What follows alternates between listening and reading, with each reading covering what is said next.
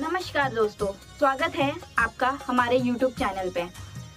आपको ये वीडियो पसंद आए प्लीज लाइक कीजिए, शेयर कीजिए, कमेंट कीजिए एंड सब्सक्राइब कीजिए। हमसा जिला के छारा खिला घेर दे तो सारा बे के छारा मजा मार ले तो हमसा जिला के छारा खिला घेर दे तो सिरा के छारा कुछ कल गौने तोरा, सिरा के छारा कुछ कल गौने तोरा। हमसा जिला के छारा खिला घेर दे तो सारा बे के छारा मजा मार ले तो सिरा के छारा कुछ कल गौने तोरा, सिरा के छारा कुछ कल गौने तोरा। हमसा जिला के छारा खिला घेर दे तो सारा बे के छारा मजा मार ले तो सारा बे के छारा मजा मार ले तो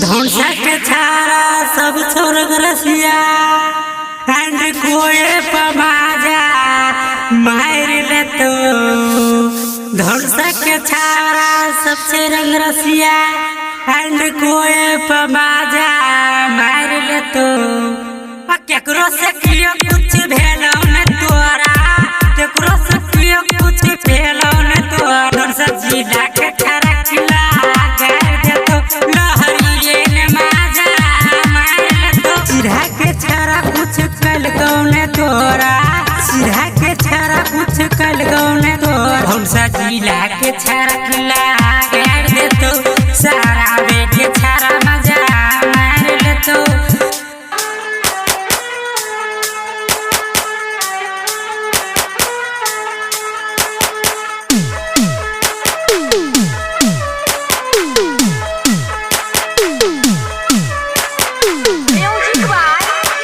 बादल राज बादल राज बादल राज बादल राज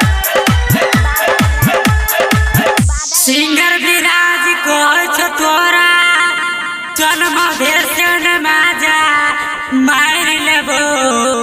शत्रुधन मुखिया को तोरा चल आंड कोए पतोरा बाजार देबो। केकरो से कियो कुछ भेलो न तोरा, केकरो से कियो कुछ भेलो न तोरा। हमसा जिला के छारा खिला घेर दे तो सारा बे के छारा मजा मार ले तो सिरा के छारा कुछ कल गौने तोरा, सिरा के छारा कुछ कल गौने तोरा। हमसा जिला के छारा खिला